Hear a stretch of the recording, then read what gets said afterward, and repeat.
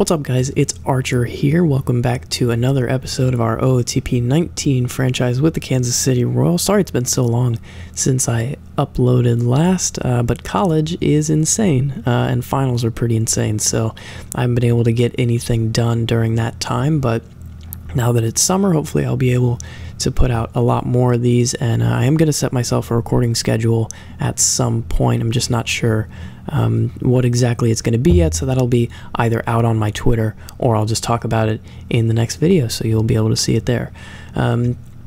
We are into the 2019 offseason in this save, and the first thing that we have up is Tanner Roark has a team option to decide about. It's like less than $3 million. I am going to execute it. He did not pitch well last year, but I still feel like he could be decent, and if nothing else, he pitched 168 innings for us. He made 33 starts. That's, you know, somewhat valuable on a rebuilding team, just having somebody out there on the mound that you don't think is a complete embarrassment. This is the review of the season goals from our owner from last year. He did think that Jerry and Ely is great, and I also do. He's impressed with our farm system. Obviously, we don't have anybody I've drafted yet on the roster because I've been through like 2 drafts. And then we still have that goal of making the playoffs. So our new goals are going to be don't suck completely, which, let's be honest, has been a bit of a struggle for us. Upgrade at third base, which in free agency I can probably find somebody. Increase team attendance. This is something that owners usually want to see as they think your team is starting to get better. I think it's maybe a little early to set that goal, but I can do the best I can. Again, bring more drafted players, and then keep building the team up to make the playoffs in the next 4 seasons, which now is going to be the next 2 seasons. Our budget is going to be 106 for total team expenses. Given how we're spending on everything else, that'll be around 80 million. That's not really important to me. Tom Pratt, our pitching coach, is retired, and we're also letting our bench coach and our hitting coach go, so we're going to have to find new ones. And that does it for the start of the offseason. Now, the other thing is salary arbitration. Seth Manis, he's bad. I'm not really entirely sure what to do about it because I don't really have a better replacement for him. I think what we are going to do is probably hang on to Bert Smith. What was your home runs allowed per 9? Oh, that's very bad. Never mind. I take it back. I take it all back. We'll get rid of Birch. We'll keep Seth on. I was going to keep one of them. Whit Merrifield. This is somebody I want to trade. But he was not amazing last year. So I'm definitely going to keep him on. That figure seems fine for me. Unless I have an extension I want to do, I usually just file and forget. Chelsea Cuthbert, you're pretty cheap. Maybe it's like a backup infielder type. Yeah, first and third corner infielder. Cody Ash, I just think that maybe we just withdraw. Just doesn't seem a reason to keep you on. And I don't really care about the minor league free agents, so that's a pretty quick salary arbitration process. And next thing we're going to do is go through all the awards and get up to salary arbitration, so I'll see you then. Alright, so here we are on salary arbitration day, and I'm going to go through these awards pretty quickly. We didn't win any gold gloves. You can pause the video if you want to look at these. We have the NL gold glove winners. AL reliever of the year was Aroldis Chapman. NL reliever was Kenley Jansen. AL Silver Sluggers. Once again, unsurprisingly, we didn't get any. A lot of Boston Red Sox, considering, you know, Bryce Harper's there. NL hitters, there you go. Nobody crazy. Best AL rookie was Willie Calhoun. And the NL rookie was Brendan Rodgers. Rodgers was the shortstop that was drafted with Dansby Swanson and Alex Bregman back in the day, I believe. So he's made his debut, and he's done well. Terry Francona wins the AL Manager of the Year, and Dave Roberts wins the NL Manager of the Year. Eduardo Rodriguez wins the Cy Young, which is kind of weird, but he did have 21 wins and a 2.83 ERA. Let's see. No, Syndergaard, unsurprising, and also unsurprising that he has shoulder inflammation, which is going to last 5 to 6 weeks. Andrew Benintendi actually won the MVP this year. Hit 47 jacks and hit 335, so I could have seen that coming. Corey Seager wins it in the NL, 342 and 34 bombs. And that'll do it for the awards. So now we're just going to go one day further into the future, and we have our salary arbitration hearings, and I think we won all of those, so that's nice. And then the next day is free agency filings, but first we have to scout players. All right, here we go. So this is where things are going to get interesting. Is there going to be somebody we want to sign in the international free agents? You don't look bad. 12 million a year. Okay, I could see it. Juan Alfaro, Lupe Corona, Jorge Esquivel. You're not the worst reliever I've ever seen. Neither are you. Alfredo Lantigua. Juan Lobos, Okay, bad catcher. Want to leave us again. Bad catcher. Ernesto Robles, not good. You're very good, but you're also 29 and not great at defense, so no point in me picking you up. Bad center fielder and young center fielder, 20-year-old. He's actually got really nice potential. I might have to sign this man whose name I am almost afraid to try pronouncing. Yeah, nope, not gonna do it. Let's see what OSA thinks.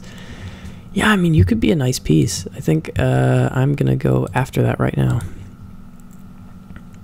2-year deal. Let's try for a 3-year deal. Because, you know, he is 20, so let's see if he will go for that. He will. Yeah, that's pretty rare. A 20-year-old that's kind of a mostly finished product. All right, so let's see what we need. First, I'm going to go to pitching staff, and I mean, ideally, we could use another starter or 5, but we do have a full rotation, so it's just going to be up to anybody that we like. Did I want to throw you in the rotation at some point? Maybe. We have a closer. I mean, obviously we could use more relievers, but again, we do have a full complement to them, so that would just be a value pick. We do have 2 catchers who are competent, and I really like Thomas Nitto, even if he didn't show off his skills. We have first baseman. Our second baseman is fine. Ramon Torres is fine. Obviously, we need to upgrade at third because our owner told us to. Mondesi is fine, I guess. And then that would leave our center fielder, which we just may have done. So let's go look for some value, shall we? Go to transactions. Wait for it to create all the pictures. And then we go to free agents. So let's go to default first and see if there's anybody on the first page that is fairly surprising in terms of cost. Obviously, the center fielder we're trying to sign, and Dylan Betances is not bad on the monies. Liam Hendricks, not bad. Are you... Yeah, you're an emergency starter. Just want to make sure. Other than that, not really seeing anybody. Obviously, it's a lot harder to get a deal on a position player than it is to get one on a reliever.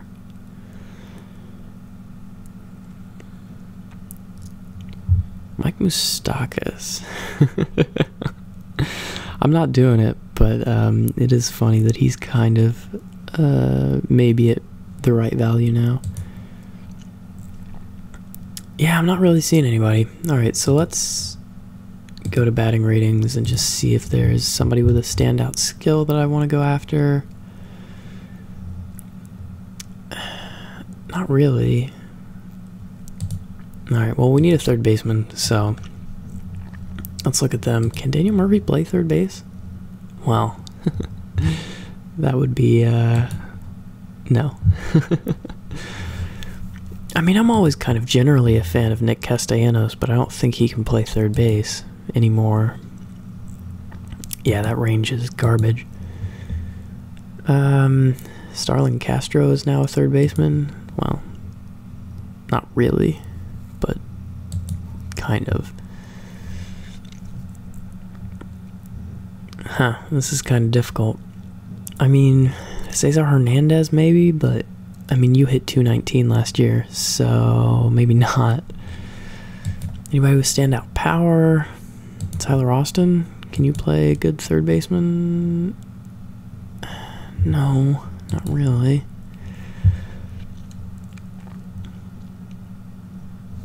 Jung Choi? Are you compensation? You're not. And you're pretty good at third base. And you kind of did really well in the in PB. You know what? I think this is our guy. Yeah, it's between him and I guess Starlin Castro. Yeah, I think I'm gonna go with the other guy. What was his name? Jung Choi? Yeah, let's do that. Wow, you want a long contract for a 32-year-old. That's not happening. 3 years. Am I comfortable with the vesting option? I guess I am. I'm not, actually, now that I think about it, because you are 32.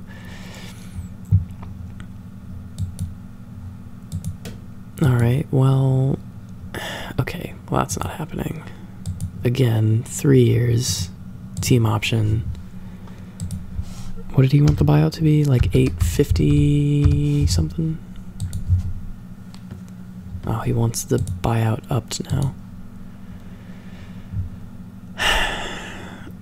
It seems like he's only going to go for a 5-year contract at this point, so that's annoying and stupid. Scooter Gannett? What are his infield ratings like? Awful. That's what they're like.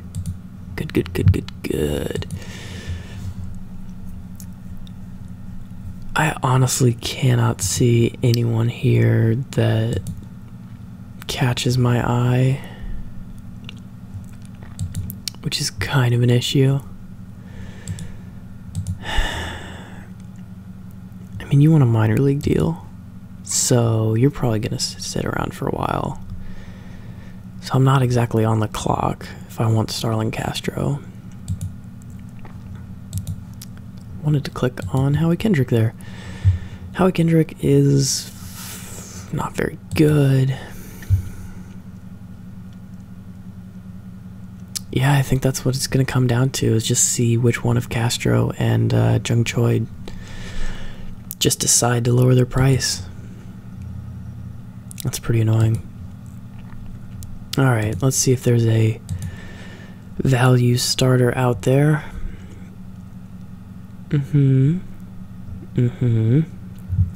Okay, well, Michael Wacha seems decent, and he wants 18 million, which is fair. He should want that amount of money.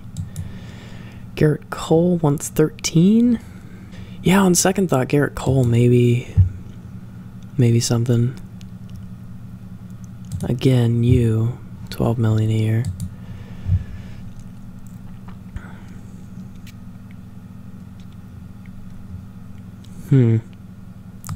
Charlie Morton?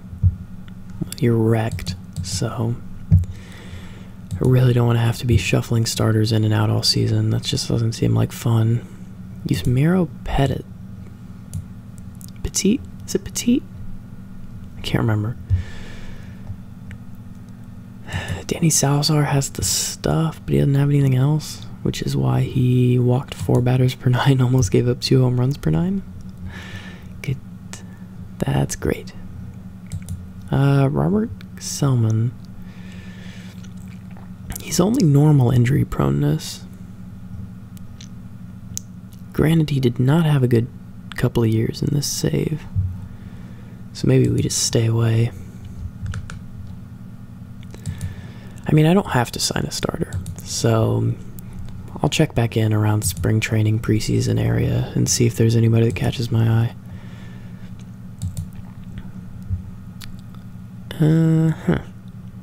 Okay. AJ Ramos would be an option.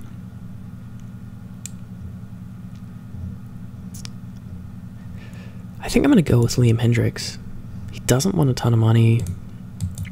He is a fly ball pitcher, which is a little bit worrying, but I kind of like him a lot.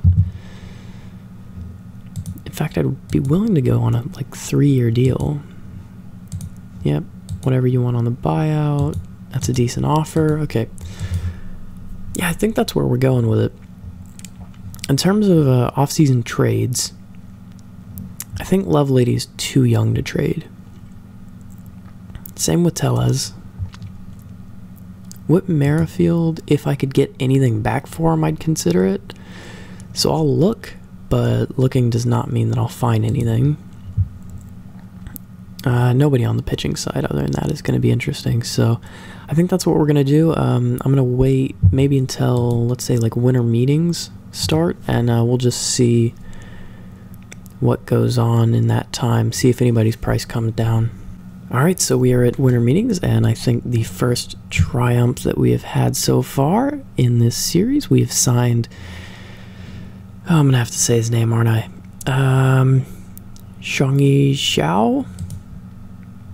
That sounds very wrong. I may have to, give him a nickname so I can call him by the nickname. But yeah, he signed a contract with us, and his center field ratings aren't good now, but that's just due to inexperience. He's got good range, good air, good arm, and even OSA thinks that, although to a lesser extent. So he's going to be at least average, if not a little above average in the field. And then he also has some power, some contact, and he's not going to strike out a ton, even though he's not going to walk a ton either. So yeah, he's got, 3+ tools, 1++ tool, and possibly plus defense as well. And he has some speed to him. So I'm very happy about that.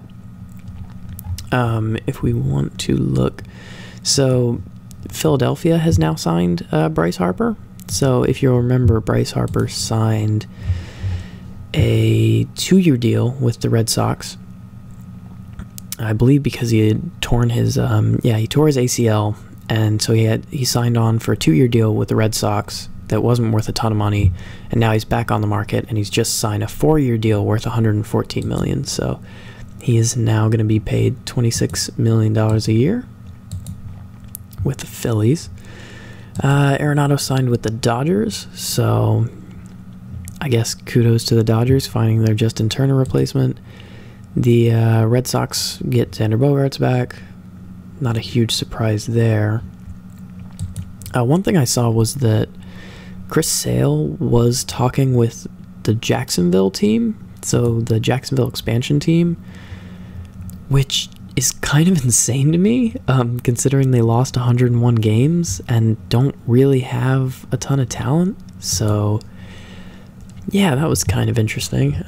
But he did end up signing with the Cubs, as you can see, for $29 million a year, which is, yeah, that's a lot. But, it's Chris Sale, so what are you going to do?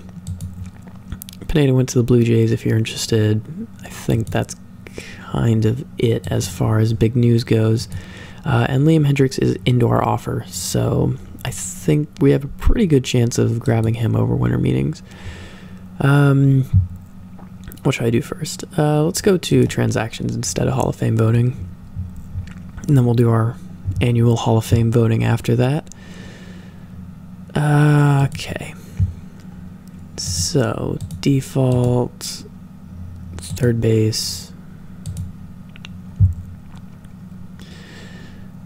So, Jung Choi still wants a lot of money.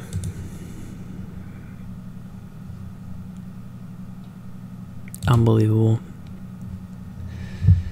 As for, might be easier to see him as second baseman. Yeah, let's see if I can find him on the first page. There he is, Starlin Castro. Yeah, he still wants the same amount of money. So I'm thinking more and more that we're going to have Castro at third.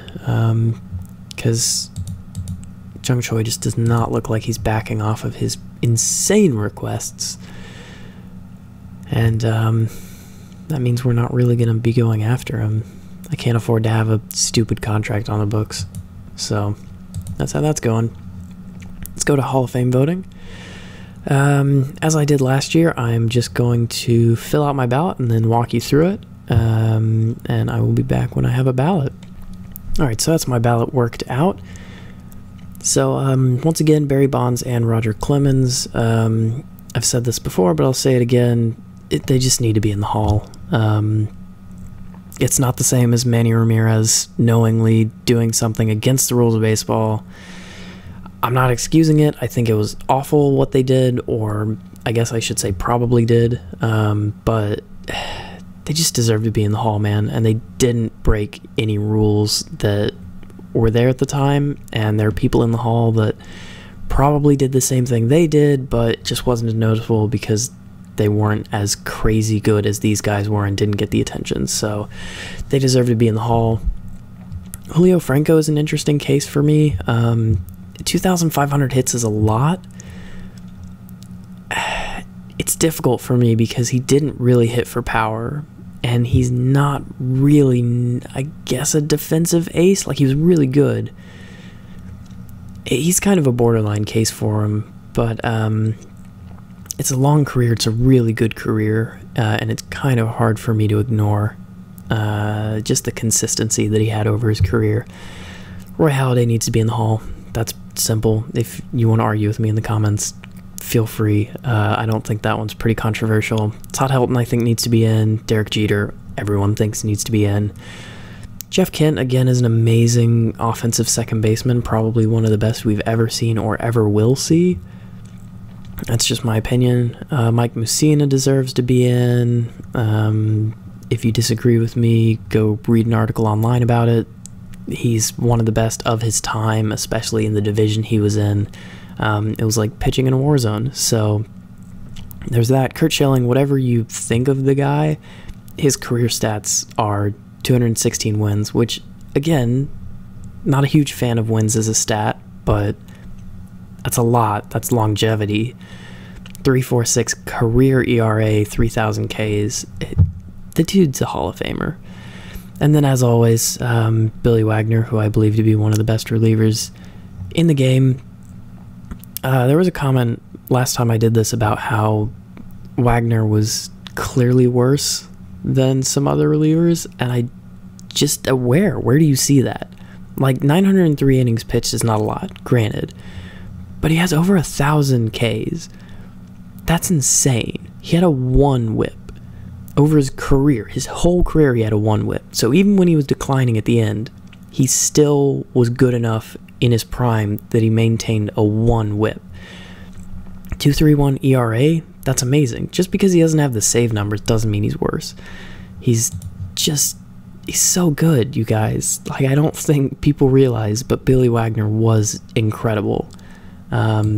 And I don't know if it's just not the recognition because of the save numbers or what, but I mean, he deserves to be up there with Hoffman and Mariano Rivera. So that's my ballot submitted. I look forward to people hating my decisions, as they always do. So yeah, now I'm just going to go to preseason, or rather the Rule 5 draft. Forgot that was a thing that happens. So we'll go to the Rule 5 draft and we'll do that. And then we will go to preseason and see if anybody wants to sign with us that didn't previously. So then it's Rule 5 draft day, and we have the 4th pick, which is the same pick we should have in the regular draft.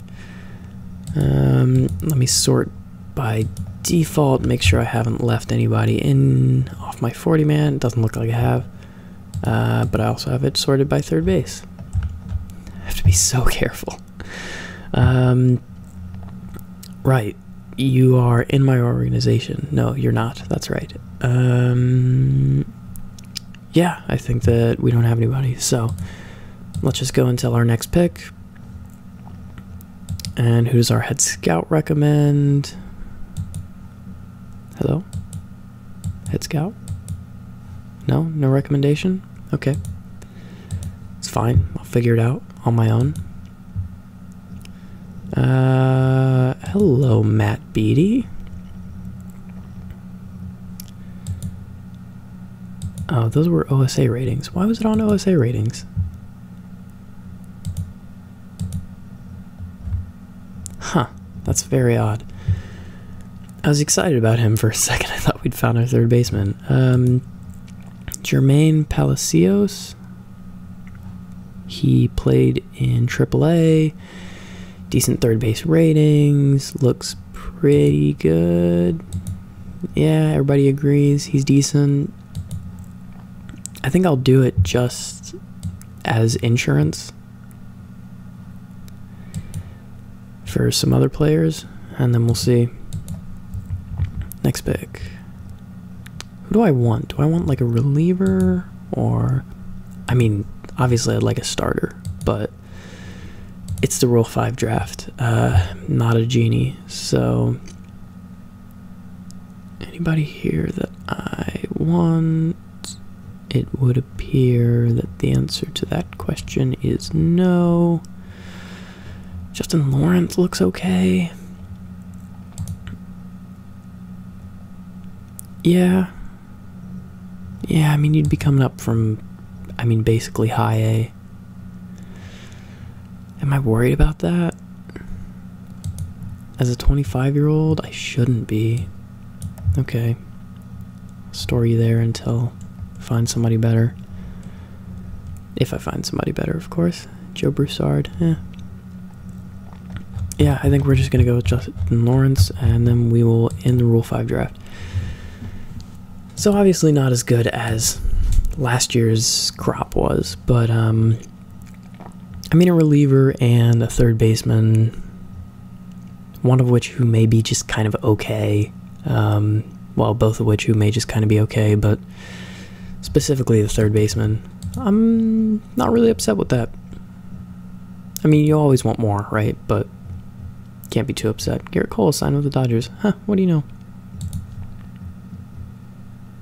That's very weird. I hope I never see that in real life. Felix should retire Mariner. Anyway, that's it for my ramblings. So, next up, we're going to go to Hall of Fame voting results. We'll see if the guys that I voted for got in. Alright, well, we had to stop a little short because Liam Hendricks signed his contract. So, we'll place him on the active roster, and now we might have, you know, a little trade chip to work with during the season. So, that's pretty cool. One thing I was going to look at was Whit Merrifield. I was going to just kind of shop him around and show you guys what kind of offers I'm getting for him. And hopefully I'm just shocked by something and I take it immediately when I load up the screen, but I don't think that's going to be the case. It hasn't been so far. So I'm not really sure. I think Whit Merrifield seems like the type of player that you would shop in the middle of the season when he's having a good year, or maybe at the beginning of the season when he's having a good year, just to kind of, you know, show people what he can be when he's at his best. Yeah, so Reynaldo Lopez is not a great get for me. You're not the worst, but you're also a reliever, so no thanks. But yeah, this is the type of stuff I've been getting in general, which is not awful, admittedly. It's just not great. Albert Abreu is actually the best I've ever gotten offered for Whit. I might have to look at that a little more later.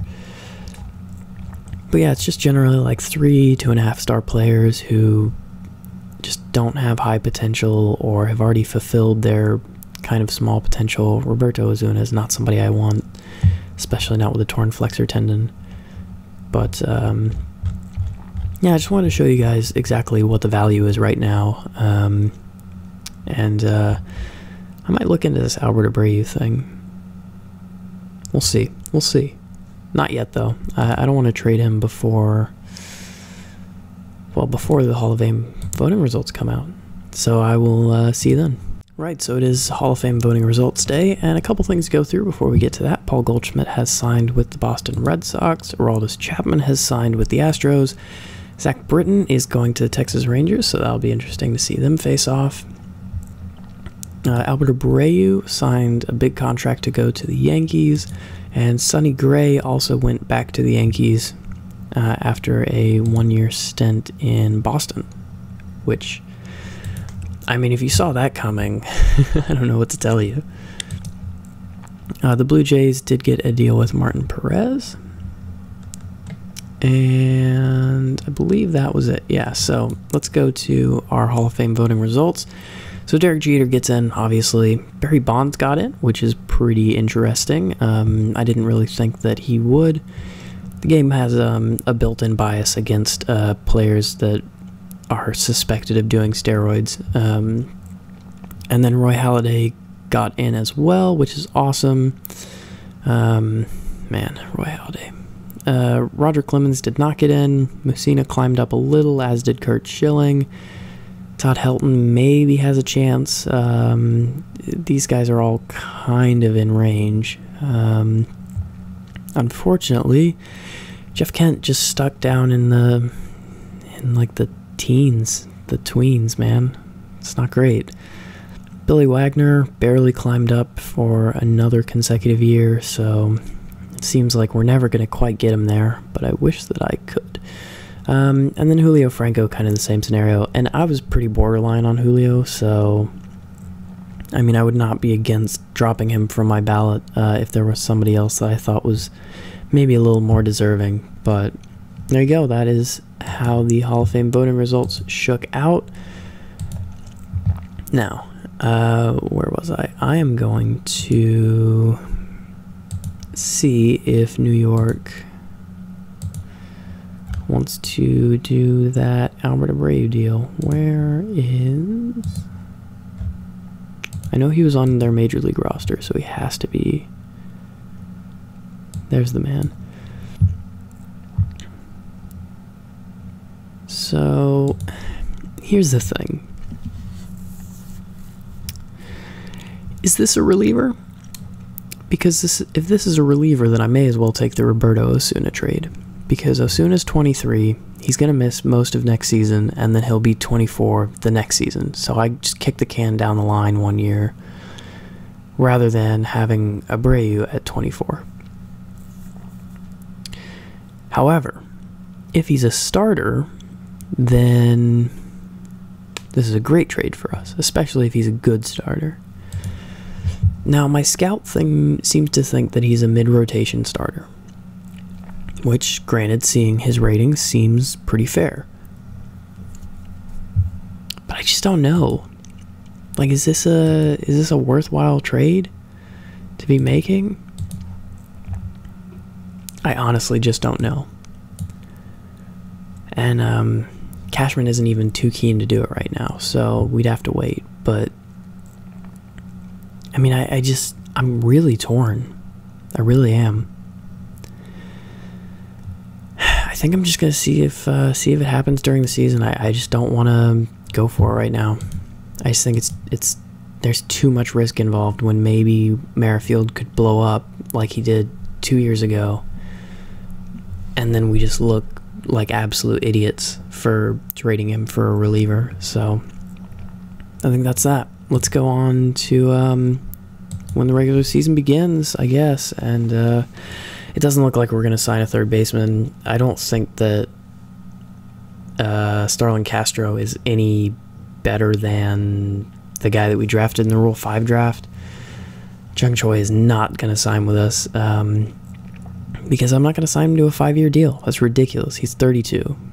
What, am I going to trot out a 37-year-old at third base when we're about to move into our championship window? I don't think so. So why would I do that? It makes no sense. Preseason is beginning. Ooh, he raised our team budget by $4 million. Thanks a lot, you generous owner man. Penny pinching jerk. Sorry. That's just such a small budget, and it's such a petty increase too. Like, you know, you come to me and you're like, hey, I raised your budget by $4 million. Oh, good. I can go sign a minor league deal with whoever I want. Yay. Like, it means nothing to me. Like, I guess thanks, but it's just annoying. Anyway, we're going to go to the first game of the season. We're going to play that. We're going to get an idea of what this team is going to look like. I'm incredibly tempted to start Lovelady, as I did at the end of last year. So you may or may not have that to look forward to. But yeah, we're going to be back for the beginning of the season. We're going to do that. And then next episode, I'll take you through to the trade deadline. So I will see you on the first day of the season. And it is finally opening day, so I have my rosters all set. I have promoted the prospects that I thought needed promoting. By the way, Jerian Ealy is the number 6 prospect in the game right now, which is pretty great. And if you look at his ratings, you can see why. That is pretty awesome, especially that defense. That defense is, oh, man, makes me feel good. All right. Sorry, let's play this game against Texas. Gosh, Archer, you're the worst. Alright, so we're going to have to generate some pictures for some people we haven't seen before. This is a thing that Ootp 19 does that I hadn't realized before, but they give you like who has the advantage at every spot in the lineup. So it's pretty awful to see that they have the advantage at every spot in the lineup according to Ootp. Our best player, Zhao, is just outside of Mazzara's talent range, so that's cool. Thankfully, though, Trevor Oakes is somehow slightly better than Kyle Gibson. Who would have thunk it? We have the warm-up rule on. Okay, I need to remember that. And let's start the game. So, let's talk a little bit about what I expect from this season. So what I expect from this season is a couple of things. One, I expect to lose a fair amount of games, but not as many as last year. So I'm thinking like in the 85-90 range, as that one's roped into right field. So already things not looking great. But I expect to win about that many games. And here's why. I want several of our prospects, not the big ones, obviously, but several of our kind of mid-range prospects to come up. So I'm thinking like the mid-range, like Hirosolises and things like that, if you remember who that is. Wow, our defense is not great. Okay, noted. But mainly like pitching stuff. And the other thing is that I'm going to trade Whit Merrifield at some point. That's just going to happen. So that is going to leave us a hole at second. However, it's also probably going to provide us with a fairly decent major league player, is my thinking. Come on, Whit, get off to a good start. Ah, that's a good one. Double off the bat? I'll take it. Please don't get caught. Okay, you're fine. Anyway, you know, an Albert Abreu type. And so I think that that's going to help us a little bit as well. So I think that's what I'm looking for this season, and of course to get 2 or 3 5-star prospects. That's my goal. If I can get 2 or 3 star prospects, whether it be through trades, drafting, or international free agency, that's what I want to do. And now I'm just going to go until something happens. But yeah, I think that's what's going to happen. And then I think that next season we're going to start seeing our Jerian Ealys and Noah Cardenases and things like that come up. And they'll be like the first up. If you're thinking in terms of like the Astros, they're going to be your Jose Altuves, your George Springers. And then the year after that is hopefully when the prospects we get this year will start coming through, and the ones we add through trade. So if you're again thinking in terms of the Astros, that's your Carlos Correa, that's your Alex Bregman, that's your Lance McCullers, the guys that kind of came up and really started turning it into a really good team. So that's the hope. However, to do that, I am going to start having to package some prospects together because that's just the way it is. You know, I'm going to have to turn a couple of 3-star guys into a 5-star if I can. And so that's something also that I'm looking to do this season, is turn lesser talent into greater talent, just by way of, we have a lot of quantity in the kind of mid-tier, lower tier of our farm system, and we can turn that into star potential. And then, of course, in this offseason, I might start making a couple of moves in free agency. I've just been kind of outright ignoring the top of the free agency class for the most part, other than, you know, special players like Xiao. But now I'm going to start actually looking at those players, and I think that's what you should do. I think what essentially the way to rebuild, the way that I see it, is just be as bad as you're going to be, whatever, while giving young players a chance to prove themselves to you. Players like Nito, Tellez, Xiao, even Palacios to a certain extent, Mondesi, you know, that's what I'm doing right now. Get some talent in your farm system, get some young talent, maybe up at your major league club, and then once you start seeing the first returns of that, then that's when you start making moves towards, oh, rain delay. Huh, that's fun. It's still raining. Wow, an hour-long rain delay. Great. Does Witt still remember how to hit? Nope. He totally forgot over the course of the rain delay. Anyway, essentially, once you get those players in, once you start seeing the first returns of that, so again, your George Springers, your Jose Altuves. In the case of the Cubs, I think it would have been, I guess, your Chris Bryant's, or maybe more like your Kyle Schwarbers, right? And once you get those and you start seeing those, then you start making moves as if you're already a good team. And I think that the Astros waited a little too long on this.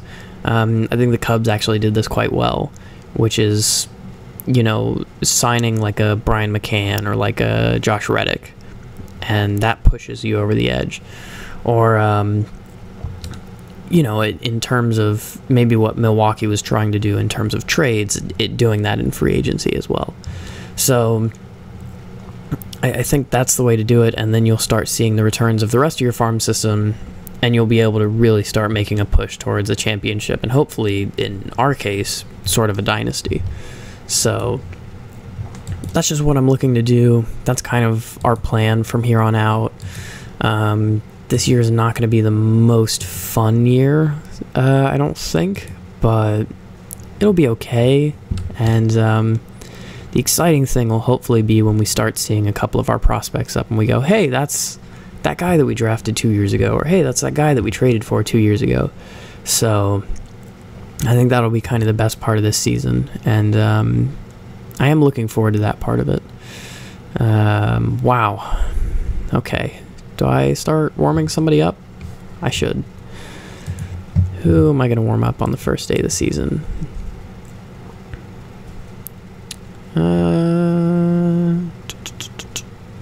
Seth Manis. There you go. I don't know why.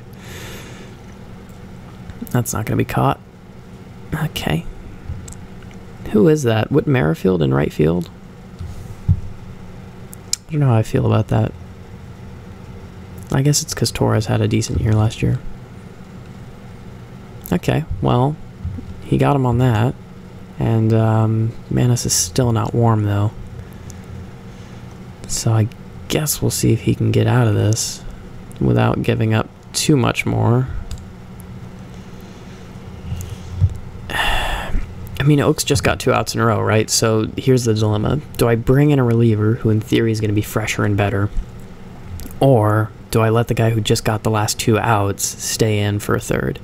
And because we're a rebuilding team, I let him stay in to try and see if he can get a third. And my confidence is rewarded. So there you go. Alright. Are we going to get anything in this game? Is this just going to be really annoying? I am going to put in Manis now, though. I should have sat him down. Okay, good. We immediately have somebody on base, and that looks like a home run. Yep, okay. Cool. Cool, cool, cool, cool, cool. 361 feet from Andrus makes it a 5-1 game. I see no reason to take Seth out. at this point. He's just doing long relief duty, I guess. He does have to get outs, though, to go long. So this one into left, played really poorly by the left fielder, who is Donnie DeWeese, who should be better than that, in theory. And now we have men on first and second. This one through the gap in between the second baseman and the shortstop. That's going to score 1. Alright, fine. I'll start warming somebody up. I didn't want to, but I will.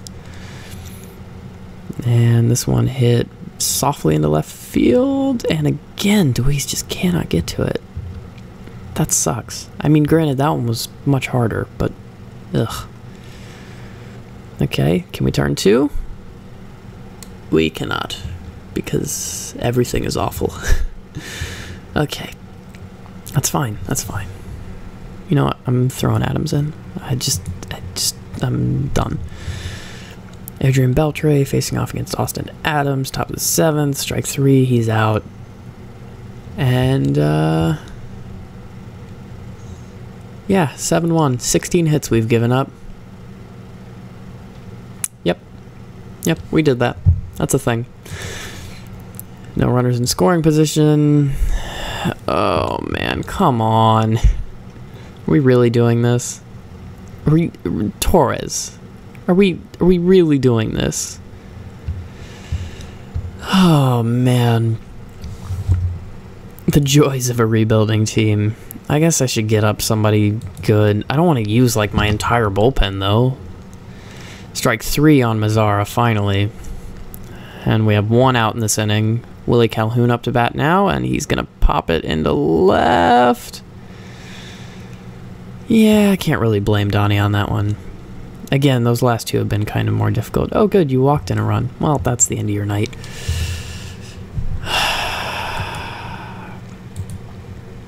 You're going to hear a lot of deep sighing over the course of this series. Okay. So that's fun. That's fun. Everyone's having a good time. Vladimir Valentian facing Justin Lawrence, and strike 3. Okay. We have 2 outs in the inning. Drew Robinson up to bat. Justin Lawrence kicks, throws. This one is second baseman Torres. He's going to throw to first, and we are out of the inning. Mercifully. I think you probably heard that because I pressed my spacebar really angrily. We get nothing. Oh, man. I don't know if we will win more games this year, now that I'm thinking about it.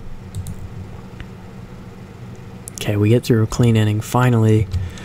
I will go batter by batter on this, just because I want to see in person us being awful. Oh, cool, they made an error. That seems to be the only way we're getting on base in these latter innings. Ron Torres up to face Jose Leclerc. That is in foul territory and very weakly hit. So, yeah, I feel great. Donnie DeWeese, he's going to get a walk. Okay, that's nice. Now we have 2 men on, 1 out. Alberto Mondesi now to face Matt Bush, who is the new pitcher. Count is 0-1, and this one hit high and shallow into center field. Martinez collects, and now we have Whit Merrifield up to bat. Merrifield does hit one pretty solidly, but it is going to be right at the center fielder, and that's going to be the end of the game, and I am upset. Great.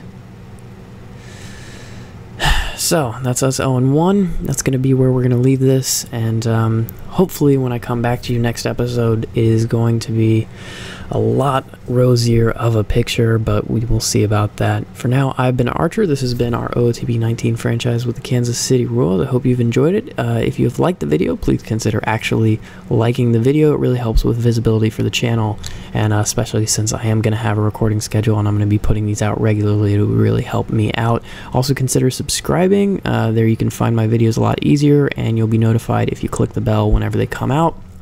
That would be awesome. I do hope you've enjoyed the video, though, and I will see you guys on the next episode. Catch you then.